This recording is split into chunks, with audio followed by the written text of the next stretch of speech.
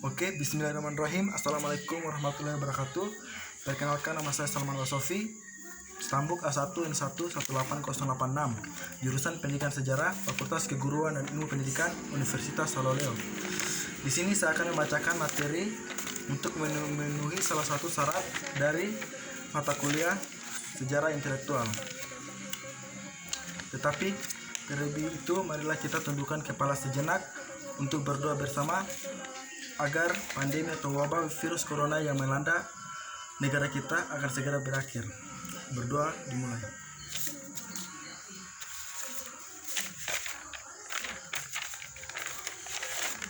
Berdoa selesai.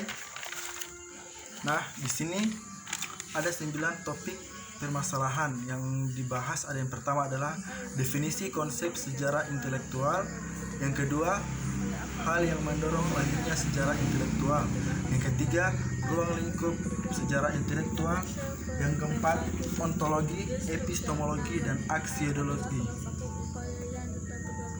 Yang kelima, wahyu ilahi supranatural. Yang keenam, pemikiran intelektual pra-Socrates. Yang ketujuh, ada pemikiran intelektual mas-Socrates. Yang kedelapan, ada pemikiran intelektual masa Helenisme. Dan yang terakhir ada syarat pemikiran negara Cina. Langsung saja saya akan membahas satu persatu. Pertama, definisi konsep sejarah intelektual. Sejarah intelektual mempunyai hubungan erat dengan ilmu sosial, terutama sosiologi dan antropologi budaya.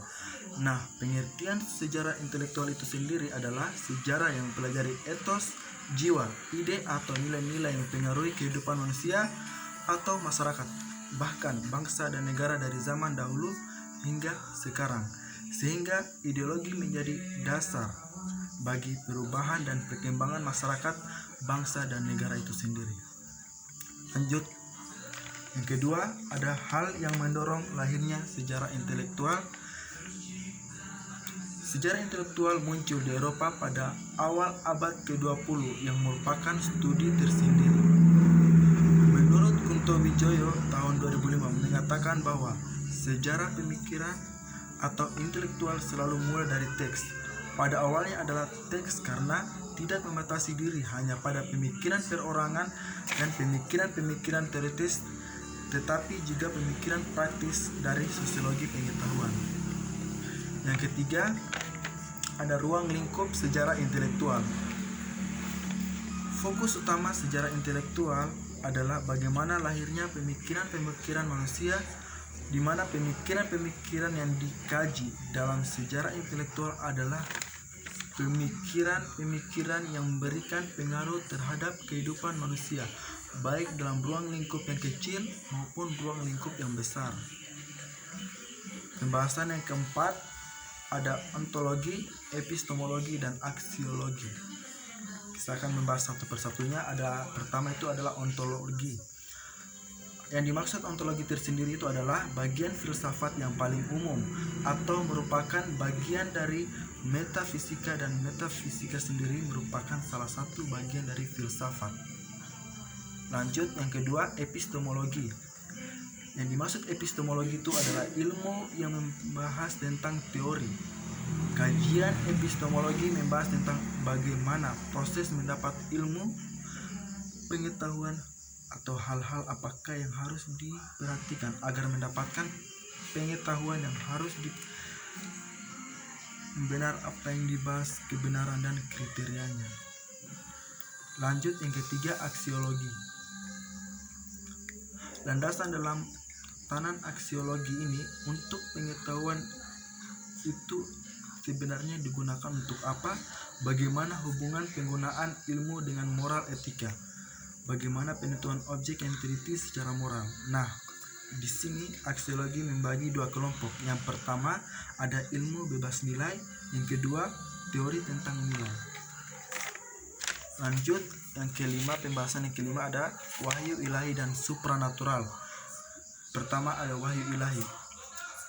Wahyu ilahi membahas tentang konstitusi dogmatis.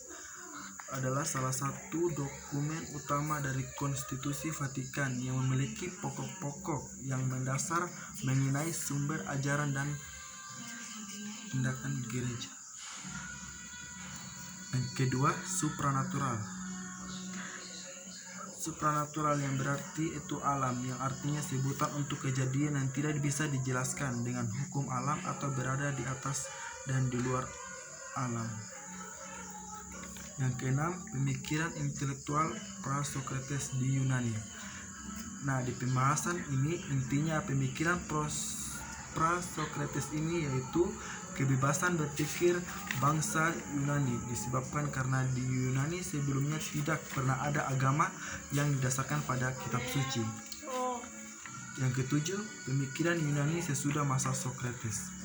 Di sini lebih memfokuskan tentang membicarakan filsafat Yunani sesudah masa Sokrates. Sama artinya memberikan mengenai pemikiran-pemikiran filosofis sesudahnya, dan nama orang filosofis yang terkenal sesudah masa Sokrates adalah Plato dan Aristoteles. Yang kedelapan, pemikiran masa Helenisme dari bangsa Romawi. Pada era ini, orang yang berpaling kepada sistem metafisika yang bergerak keagamaan dengan bersatunya beberapa bangsa yang dipimpin oleh kerajaan Roma telah merampas hak-hak dari bangsa lain. Nah, kesembilan, syarat pemikiran di Cina. Nah, di sini ada yang menjadi inti adalah penerapan metode di mana secara ekstensif dapat menyebabkan kesalahpahaman yang antara introspeksi yang salah atas wacana Cina, karena penting untuk menggunakan kehati-hati agar tidak mengurangi kekayaan dan kedalaman pikiran Cina atau mengubahnya menjadi versi yang lemah dari pemikiran filosofi Barat. Nah, itulah tadi kesembilan pembahasan yang diberikan untuk memenuhi syarat mata kuliah sejarah intelektual. Sekian dan terima kasih. Assalamualaikum warahmatullahi wabarakatuh.